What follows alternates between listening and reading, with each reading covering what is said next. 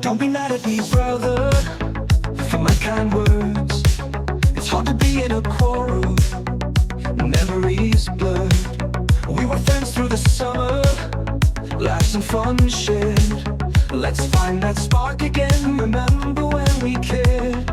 Let's make peace like in childhood, back to the dreams we drew. I'm proud to have a brother just like you.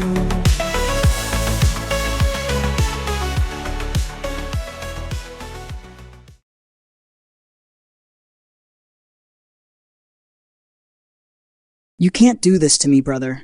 It's just cruel. Arnie takes off his glasses, tired of them already, and rubs the bridge of his nose.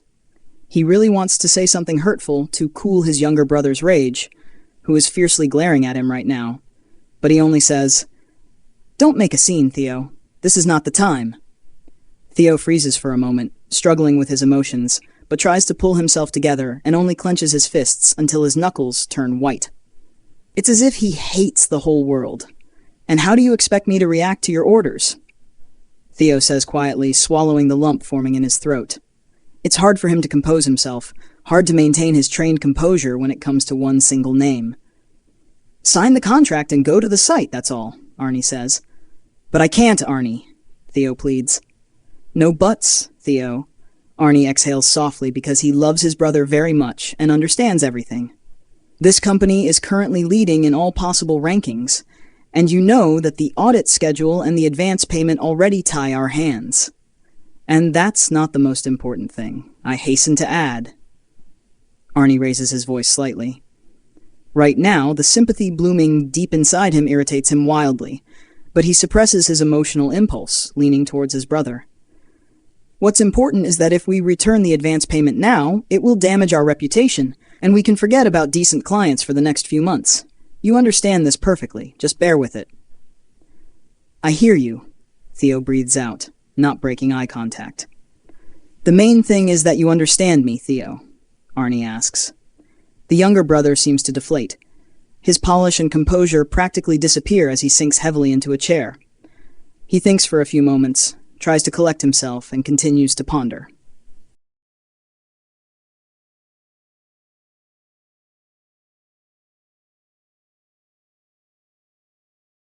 Arnie recognizes that expression. The gears are turning, which means Theo has switched to work mode and is already making a plan. Probably why Arnie decides to help a little.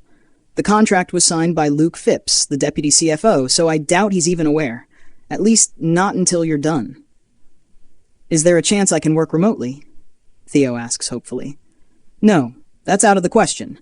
Security policy, you understand. Mina and Rosie will go with you. They'll help you get it done faster.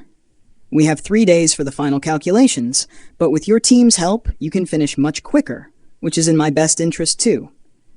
The sooner you finish, the sooner we can take on the next job," says Arnie. "You could have just not taken this job," Theo responds. "And leave a gaping hole in our reputation?" "It's business, Theo, nothing personal," Arnie says, handing over the folder with documents, shifting the burden of responsibility onto Theo's proud shoulders. "Brothers don't do this, Arnie," Theo says with a bitter smile, grabbing the folder and storming out of the office, slamming the door behind him. Tap.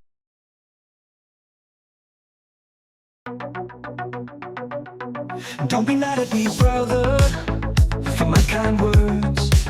It's hard to be in a quarrel, memories blurred. We were friends through the summer, laughs and fun shared. Let's find that spark again, remember when we cared. Let's make peace like in childhood, back to the dreams we drew. I'm proud to have a brother just like you.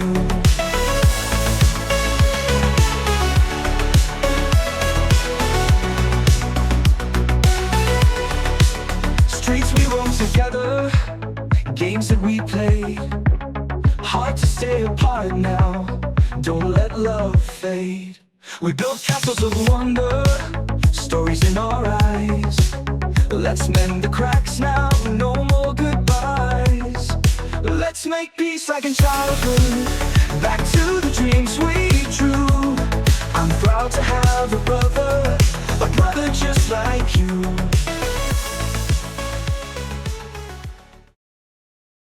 Theo Holt, a senior financial analyst at one of the major auditing firms, gazes at the massive glass building of Finance Descents. The building is sleek and beautiful, like a bamboo stalk. It gleams in the morning sunlight, welcoming the workaholics. This building is a money-making machine. And Theo just has to accept the fact that his brother made the decision for him. This rarely happens, but every time it does, it's hard for him to reconcile with his worldview. Everyone knows his penchant for control. With these thoughts, Theo steps through the doors of Finance Descents. Theo hopes to find a secluded office where he won't have to face his past.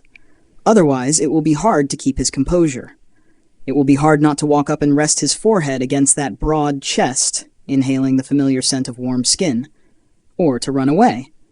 Also an option in Theo Holt's style. After all, not every CEO wants to meet temporary staff. He's reassured that the name of the deputy CFO is unfamiliar when the man extends his hand in greeting. "Good day. My name is Luke Phipps. I'm the deputy CFO," says the elegantly dressed young man, smiling modestly. "Nice to meet you, Mr. Phipps." Theo nods, shaking his hand. Theo introduces his team, Mina and Rosie, and says, "Please assign us an office in the most secure area with internet access. It's in your best interest. Any employees who need to enter during our work must leave their phones and any communication devices at the entrance. Agreed?" Theo says in a businesslike tone. Luke Phipps appreciates the professionalism of the hired analyst, who follows him into the depths of the building without lagging behind. Luke is confident they will work well together. Everything will go according to plan. In the office assigned to the auditors, where there's no one else but them, Theo asks, "What's going on here?" "We have the annual report for the Ministry of Finance coming up, and our department's numbers aren't adding up. We've used every possible resource, but we keep finding surpluses in various accounts. At some point, I realized we couldn't handle it without your help," Luke Phipps answers honestly. "It can't be that serious." Theo smiles politely, opening his MacBook and sitting at the desk, where, as if by magic, a kettle with freshly brewed tea appears.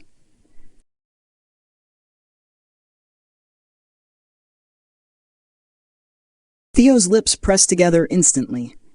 It feels odd, considering they should have at least offered a choice.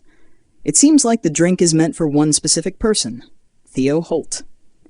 Simple green tea, brewed perfectly in elegant porcelain made from quality Chinese clay. Theo tries to shake off the intrusive thought, not wanting to get distracted at such an inappropriate time. He is a professional, first and foremost, and excess thoughts are just that, excess. "Please, Mr. Phipps, make sure no one disturbs us without explicit permission. It's in your best interest to ensure we aren't interrupted. We'll have the first results by 5:30 p.m. today, so we'll report on the first day's progress then," Theo says, lowering his tone to convey trust. Luke Phipps is willing to fulfill any request the analysts have if it means getting the report in order and avoiding embarrassment in front of the CEO, Ricky Dassance, who has been particularly irritable lately due to issues with Chinese suppliers. Or perhaps Chairman Dassance's father is once again burdening his son with responsibilities, which doesn't add any joy to the company's leadership. Luke Phipps smiles politely. "I won't distract you any further." He turns and leaves, exhaling with relief. Deputy Luke Phipps sincerely hopes the situation will be resolved and the company's reputation will remain intact.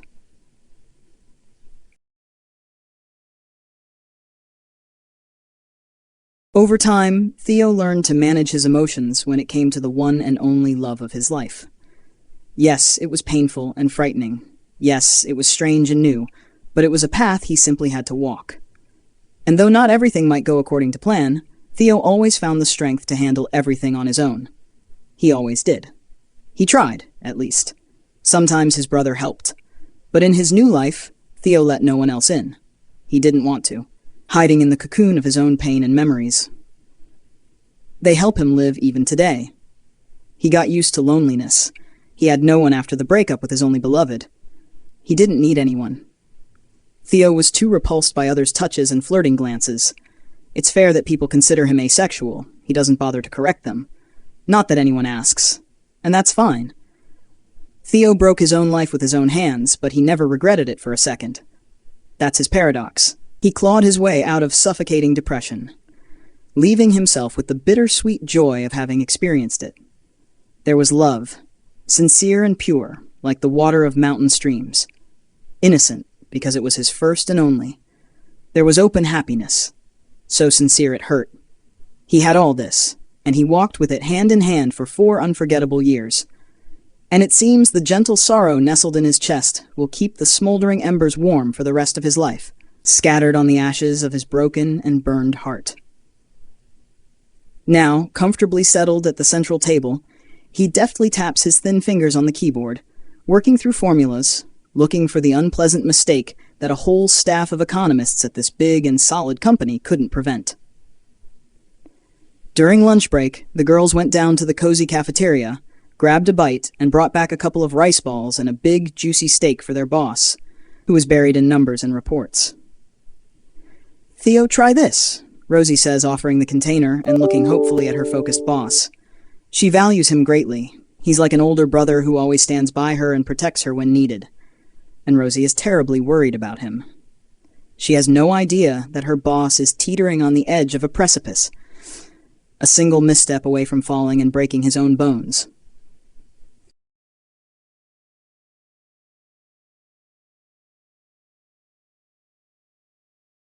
And right now, she knows something is wrong.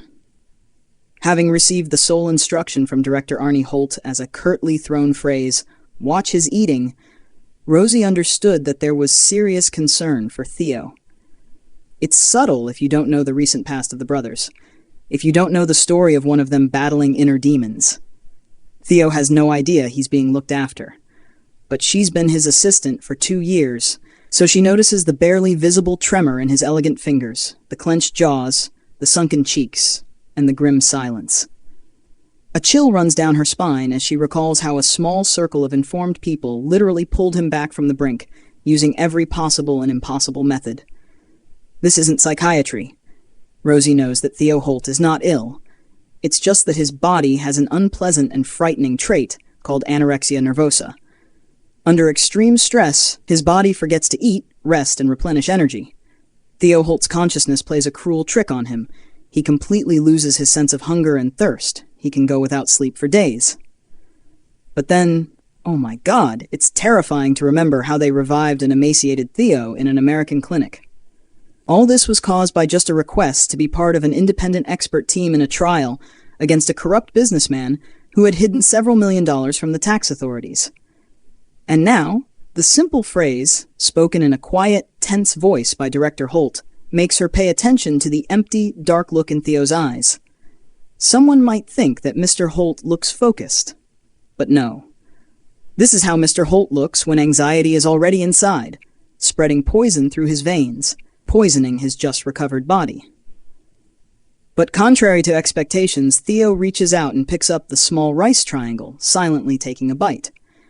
It's as if he's demonstrating, sensing the tension in the room, that he's perfectly fine. And while he might fool Mina, who is used to her colleague's cold demeanor, Rosie knows him too well, but she says nothing, continuing to watch him periodically. They finish by 5. The reports sent through the internal mail to the deputy director are approved within minutes, and the team of 3, feeling exhausted, slowly leaves the room assigned to their work. At the elevator, Theo slows down a bit, glancing around slightly. He wants to leave, but his subconscious, tortured by years of incredible longing, makes him hesitate, as if sensing something that could be either unbearably painful or achingly sweet.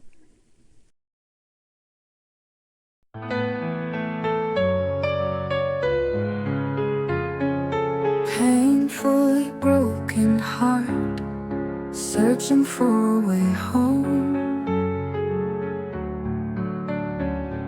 Fights with shadows in the dark, whispers all alone. Yearns to love selflessly, knows it isn't fair. Tears fall recklessly, hopes vanish in the Oh, painfully broken heart, looking for some light. Oh, painfully broken heart, survive another night. Dreams are fading slow in a world of despair. Wounds so deep below need someone to care. Battles with endless sorrow, can't see the end in sight. Gaze fixed on tomorrow, holding on so tight. Oh, painfully broken heart, looking for some light. Oh, painfully broken heart, survive another night.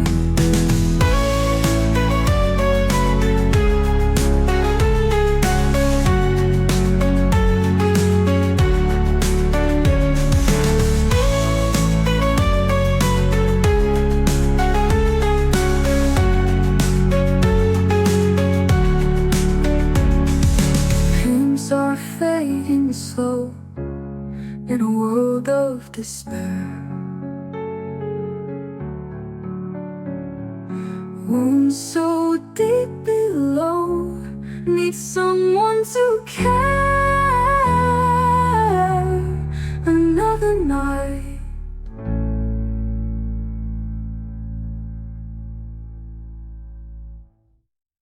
He steps into the transparent elevator, letting his employees enter first, when suddenly a shadow appears to his right, stopping the closing doors. And Theo feels like he's dying. It's impossible to look away when it feels like death itself is penetrating your soul, when every bone, every muscle tense with agony is wrapped in cold. It's impossible to look away when, in the hellish darkness before you, there are so many questions, so many unspoken words, moans, and pleas that you want to break down right there, fall to the floor, lamenting the injustice of the path chosen for you. He hadn't regretted it until this moment. "Good evening, Mr. Holt." The reserves for short breaths are running out. The voice, it hasn't changed over the years apart. It's still the same, honest. It trembles when in pain. It rings when happy. It rasps when scared. Theo gathers himself enough to nod politely, tearing up inside. "Don't be afraid, my dear. You're not the only one going through this." "Good evening, Director Dawsons." He's given no chance to say or do anything else as the conversation continues. "I hope you and your team were comfortable here?" "Absolutely, Director Dawsons. Thank you," Theo replies, looking up again. And he thinks, Please, don't torture me with that longing in your eyes. I know you're in pain. So am I." But out loud, he continues, "We completed today's task ahead of schedule. So, you'll receive the final recalculations tomorrow." Theo speaks evenly, professionally. And he doesn't realize that as he looks into those eyes across from him, he doesn't blink. He's like a scanner, reading and remembering everything shown to him. "Take your time." Director Ricky Desans unexpectedly replies softly. Director Desans sees no one else, just the one person standing in front of him, but pretends that a routine conversation with a temporary employee doesn't bother him at all. "You'll be more comfortable if you don't confine yourself to a set time frame. No one is pressuring you," Ricky responds. Theo doesn't have time to reply as the elevator stops on the first floor, letting in a rush of air that dilutes the atmosphere in the glass cabin. Theo steps out quickly, afraid to stay even a second longer. He bids a brief, "Have a good evening, Director Dawsons," and almost runs toward the fresh air and open space.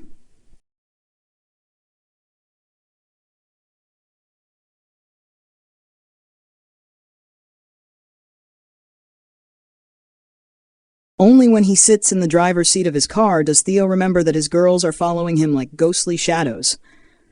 They don't look, they don't ask about the unusual situation. But Theo can see they want to ask just one question.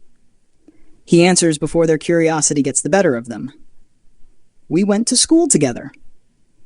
What he wants to add is, "We went to school together. Slept together. Loved each other. For the last year and a half of their relationship, they lived in a modest studio apartment in Gangnam." Although calling any apartment in that area modest was a stretch, it was very different from the usual apartments of their friends and the huge houses of their parents. It was bright, cozy, and quite minimalist. They loved their little nest, and their friends thought these two nerds just moved in together to play Overwatch whenever they had free time from studying. For all 4 years, they managed to maintain the legend of inseparable friends. But in reality, things were a bit different. Theo and Ricky were drawn to each other like magnets. They fell asleep together, woke up together, and cuddled in each other's arms. They had breakfast, then got into different cars to maintain their cover.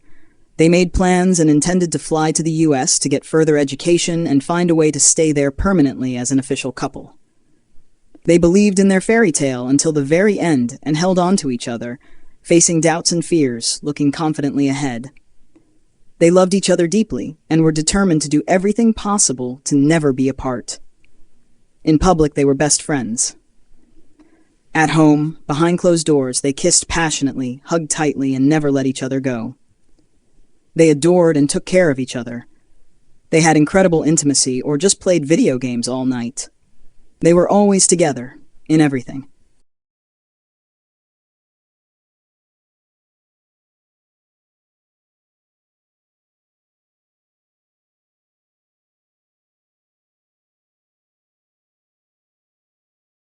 But they had to hide. And there were reasons for it. The son of Finance Minister Dassans and the son of a major pharmaceutical supplier, Holt, couldn't be a couple, couldn't be gay. They could only be friends in this hypocritical society. Everyone thought they were just good friends. It's funny to think now, but even their closest friends didn't know that Theo and Ricky were actually together for 4 years, and they found out at the strangest moment in one of their lives.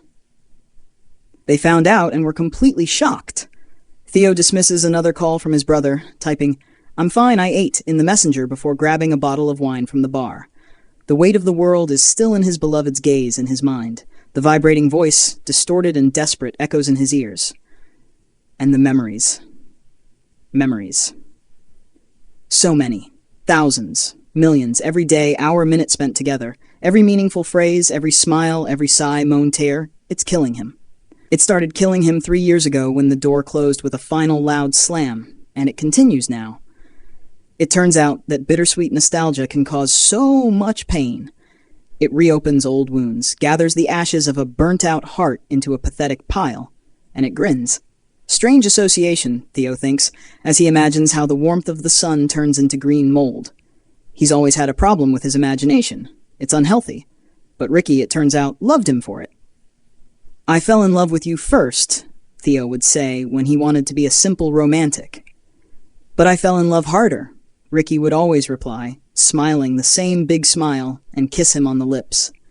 They first met at a party celebrating their university's sports team victory, and for them as freshmen, it was a perfect opportunity to make friends and connections. The group that gathered was great. Surprisingly, they were all from the elite, but not spoiled brats. The girls were smart, beautiful, and very friendly. The guys were strong, confident, and the source of all the coolest ideas.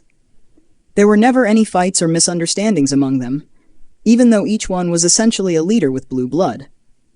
Theo was the epitome of beauty and grace, Ricky of strength and agility. Girls from other courses and years always flocked around them, but the guys politely declined, citing their busy schedules and lack of time. Their group didn't often hang out at parties. They drank little because they had a sense of self-respect that was stronger than any temptations. But against love, sudden and powerful, they had no immunity.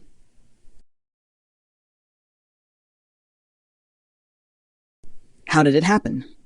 Theo was shoved and called a nasty name, and Ricky stood up for him.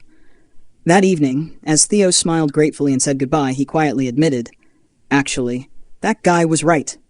I am gay," and he was shocked when Ricky, the pride of the freshman class and an obvious ladies' man, sighed in relief. "Me too." They didn't rush into each other's arms.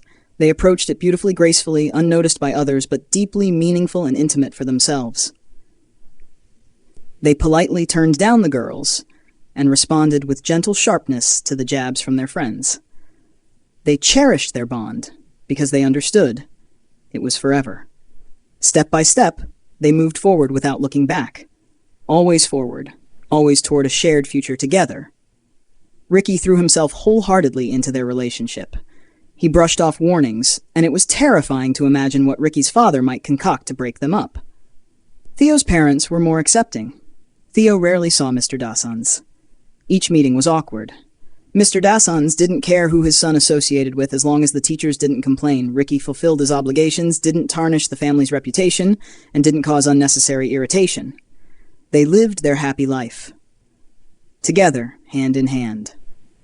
In hopes and dreams. Theo looks at his half-empty glass and feels the tears warming and then cooling on his cheeks. They were truly happy, unconditionally, absolutely, despite the norms of a conservative society. A week before graduation, at a family dinner, Theo first understood what it was like to die, bleeding out. His mother, talking about the weather, was setting the table. His father was whispering with Arnie. Theo was engrossed in a conversation with Ricky, who was being delayed by his thesis defense and would later wait for Theo at home in their warm bed.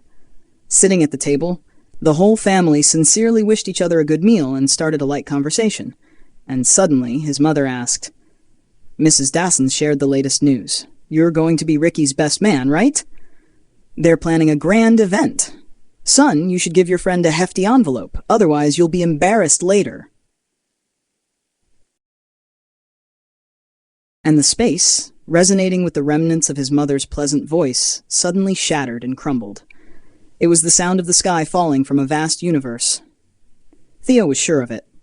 Looking around frantically, he met the expressive and sympathetic gaze of his brother, who knew his little secret, the only one who probably figured it out a couple of years ago. And that look made Theo so scared, so hurt. Theo. His brother touched his thin fingers gently. Theo placed his hand over his heart because the pain there was unbearable. "Sorry, Mom. What are you talking about?" Theo asked quietly. "Oh, right. It was supposed to be a surprise for Ricky at their family dinner. So, Theo, don't even think about telling him. It's a secret."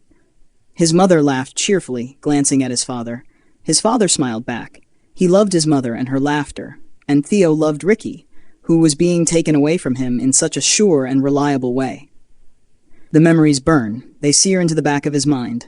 Lost forever. Stay away. He's married. But his heart howls with a beastly wail, scattering ashes on the surfaces, so loudly that the wind outside falls silent. Theo slides off the couch, curling up on the floor. That's how it is, isn't it? When, after 3 years, you come face to face with the most important person in your life. The most important, the most loved, the most beautiful, the most unhappy, and equally lost. And Theo remembers every second of that evening perfectly. He remembers how he silently got up from the table, ignoring everyone. He remembers how Arnie caught up with him at the door and hugged him tightly. "You'll get through this, Theo. You absolutely will. I'll help. I have a flight to New York next week. Come with me.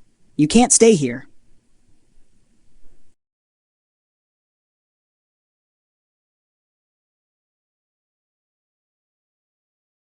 Theo remembers how he gently released his brother's hands, how he called a taxi, how he got home before Ricky and locked himself in the bathroom to scream, to let out the demons.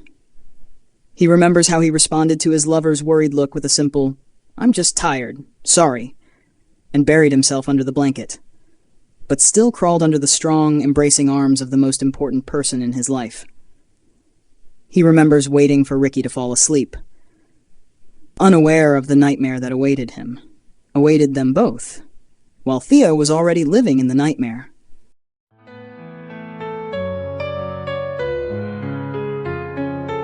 Painfully broken heart, searching for a way home. Fights with shadows in the dark, whispers all alone. Yearns to love selflessly, knows it isn't fair. Tears fall recklessly, hopes vanish in the air. Oh, painfully broken heart, look looking for some light. Oh, painfully broken heart, survive another night. Dreams are fading slow in a world of despair.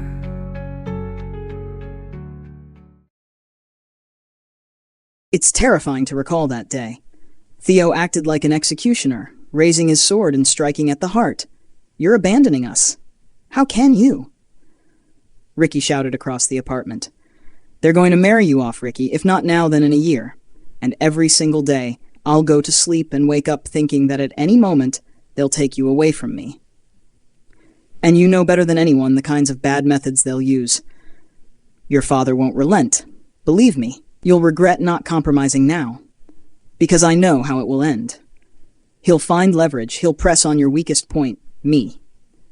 So now the question is, Ricky, can you live with that? I'm not scared, I'm not afraid of anything, as long as you're okay. Not good, no, because things won't be good. We can't be good separately. But this way, you'll know I'm healthy and my family isn't threatened. Guilt is a terrible thing, Ricky. You just won't be able to bear it. And yes, Jessica is the best option. I will love you until the end of my days, Ricky. Theo left the apartment, slamming the door, hearing Ricky's wild cries. Now his brother's words echo in his head. You did what the circumstances demanded, understand? With one decision, you saved the future of 3 people. Yours, Ricky's, and that girl's. You saved them. You didn't chicken out. And I'm sure Ricky understands. This isn't your story. It's the harsh reality that separated you. You're not a coward, and never were. I'm very proud of you, Theo. Theo can't sleep. His mind is filled with thoughts about himself, about Ricky, about that girl. Jessica, who ultimately became Ricky's wife, was their best friend. Bitter irony. A beautiful, talented artist dreaming of a career in web design, the daughter of a politician. She, like Ricky, was cornered. She became the homewrecker, unwilling, unhappy, and unloved. 3 weeks after the wedding, Ricky found the strength to apologize to Jessica, who also began to resemble a shadow of her former self. She moved silently through their new huge apartment, trying not to go near Ricky's side of the bedroom. He found her in the kitchen. She was drinking coffee, staring out the window. I'm sorry, Ricky said then. I'm sorry I left you alone, but I couldn't do it any other way.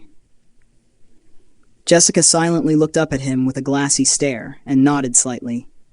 She heard him. I knew that Theo left the country just 2 days after we broke up. He cut all ties, changed his phone number, asked mutual friends not to tell me where he was. I searched, you know. But when I saw his mother, when I saw the pitiful way she looked at me, I almost died right there. Ricky continued his confession, hoping that Jessica would forgive him and not expect more than what was already there, which was nothing.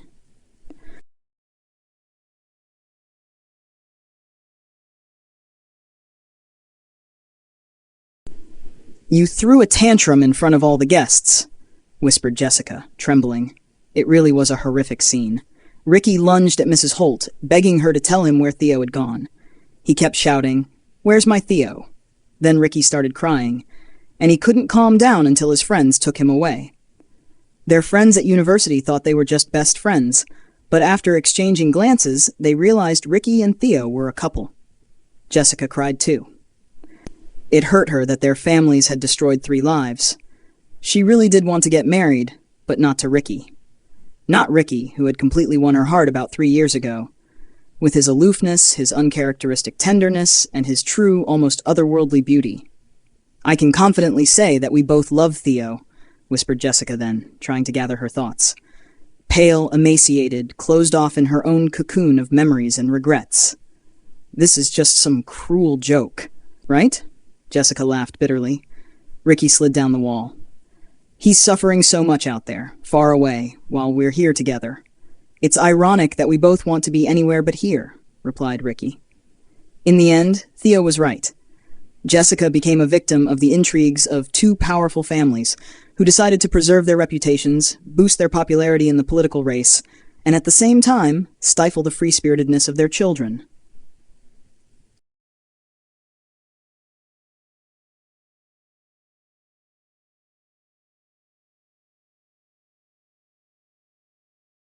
At the end of the second day, ahead of schedule, Theo places the final period in the report.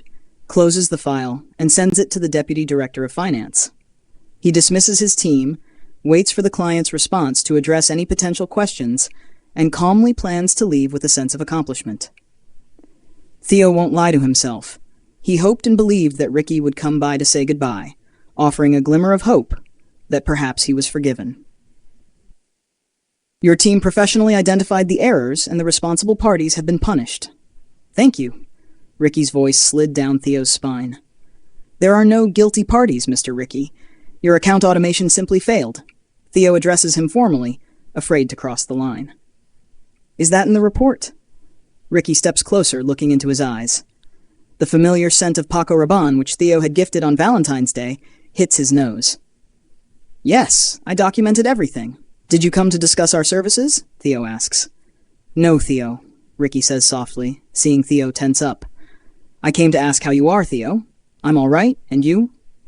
Theo tries to keep his distance, struggling to contain his emotions when they are so close. I missed you, Ricky answers honestly. The sky crashes down to earth. There were no more tears left yesterday, but they betray him now, rolling down and making him hate himself even more. Theo is thrown out of orbit by a simple phrase, and he doesn't know where to hide. Excuse me, Mr. Despises, I need to go. Theo feels his voice shaking, his heart pounding. He wants to run away, leaving the past behind. Don't go, Theo, please, Ricky quietly pleads. Ricky touches his icy wrist, looks into his eyes, and begs. It feels like a last request before an execution, a final chance to see the sun. It hurts so much. Both of their eyes are glassy. Oceans of tears moan within them. And the pain is so immense that it's not even frightening to drown anymore. Because they are together. Don't torment me, Theo whispers. We need to talk, understand? Ricky asks. I'm afraid we don't need to. Theo cuts him off, disentangling from Ricky's hand and walking away. He disappears again, leaving behind a shattered heart, a coward. Theo manages to reach his car, slams the door, and only then allows himself to scream. Battling his own demons, he suppresses his fear.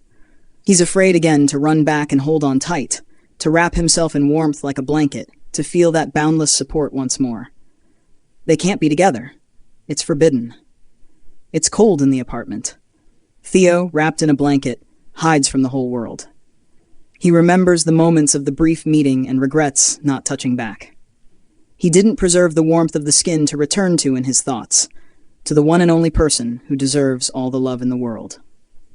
Arnie, 5 minutes ago, irritatedly ended the call, firmly concluding his monologue. You owe him this conversation, Theo. He asked for it himself. You need to talk to him.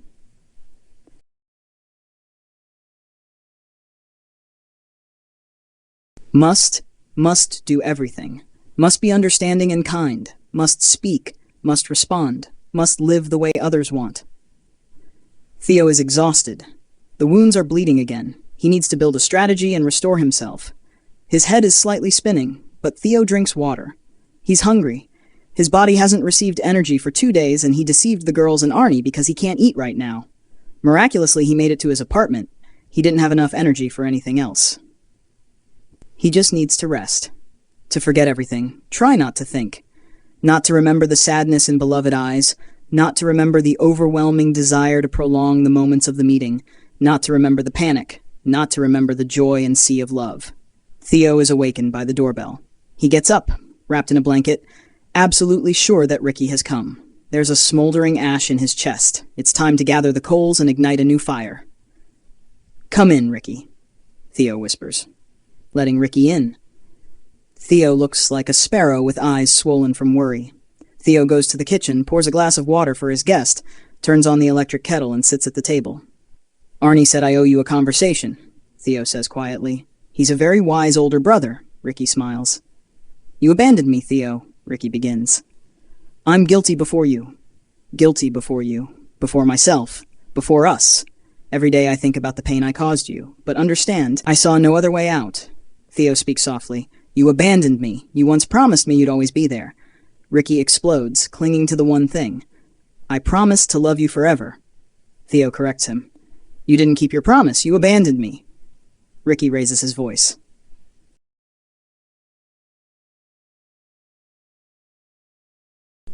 God, Ricky, do you hear yourself?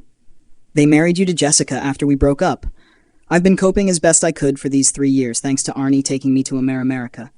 You know, it was scary without you, of course, but I knew that in the end, you'd be okay.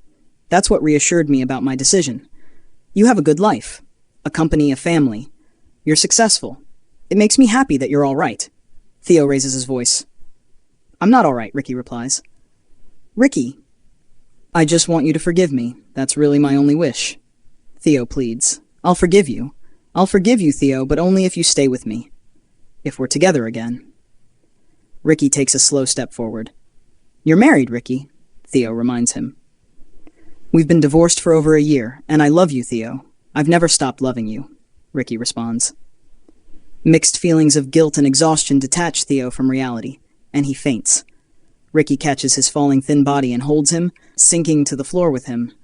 Incredibly beautiful face, thin hands, soft and tender lips. Ricky realizes he will never let go again.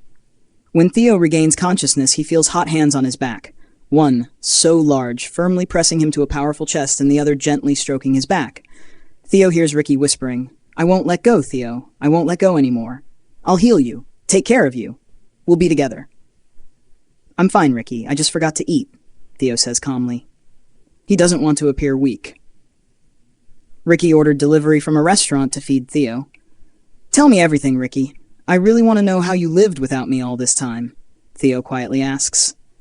You want to know what our married life was like? In the apartment my parents gave us, there were 2 wings, which we divided into mine and hers. We barely talked, mostly about how to get out of our situation with minimal losses. My father got a good position. His party won the election. Jessica pressured her parents, saying she didn't want to live with her younger brother.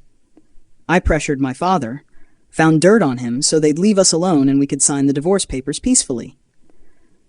I can guarantee you that my father won't touch us or your family.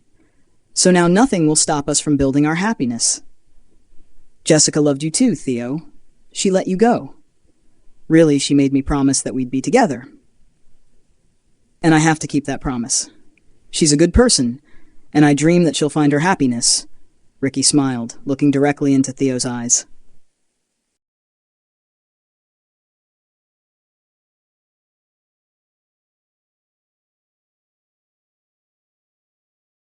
You're good too, Theo suddenly whispers, pressing against Ricky's warmth. It was Jessica who suggested how to get your attention. I deliberately caused a system failure to call in your auditing firm, Ricky admits. You set it all up, Theo exclaims. Can I kiss you? Ricky asks, not taking his eyes off Theo's soft, warm lips. Please. And Theo leans in and gently kisses him. I feel alive, Theo whispers, pulling back. I remembered every one of our kisses. It felt like if I forgot, I'd lose hope and die, Ricky confesses. And Theo just wraps his thin arms around Ricky's waist, pressing his whole body against Ricky's strong chest, just as he had dreamed, and quietly says, Everything will be all right, I promise. The next day, Theo called Jessica and quietly said, Thank you for taking care of the person I love. I'm so happy you're together now. Really, Theo. Now it's your turn to take care of each other.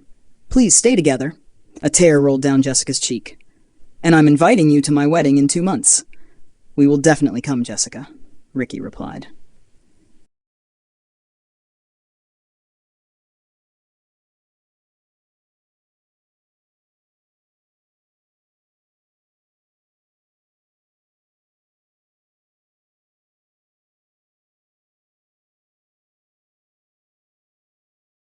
A year has passed since the couple resumed sharing breakfasts, lunches, and dinners together.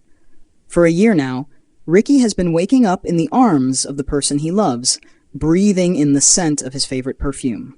For a year, they have been living together in America. Mr. Danson had to accept their relationship after Ricky threatened to come out as the heir of the Danson dynasty, which would have ended his father's career. They left their entire life in another country. They left the past behind. They left friends, colleagues, and parents. Ricky left his company in the hands of his deputy. Theo quit his brother's company. Together, they bought a building in Los Angeles and rent out the spaces. A month ago, they got married in an old Catholic chapel, gaining legal family status in this country. Theo's parents and Ricky's mother often fly in to visit. They truly have a good life now, and it will only get better. For two young and ambitious men who have tasted the essence of life, it simply cannot be otherwise. Worried again, can't sleep tonight. Heart aching tight, can't make it right. Trouble so deep, feels like a fight. No answers clear, lost in the night. Tears on my cheek, pain in my chest. Feels like a test, can't find the rest. Whispering fears, haunting my mind. Looking for hope, can't seem to find. Worried again, can't catch a break. Heart's at stake, for goodness sake. Need a sign to ease the pain. Worried again, worried again. Days feel so long, nights feel so cold. Emotions unfold, losing control. Gotta find peace, gotta hold on. In this dark out till light is drawn. Searching for clues, looking for signs. Love on the line, walking the tight lines. Helping get through, helping be strong. Need to believe you come along. Worried again, can't catch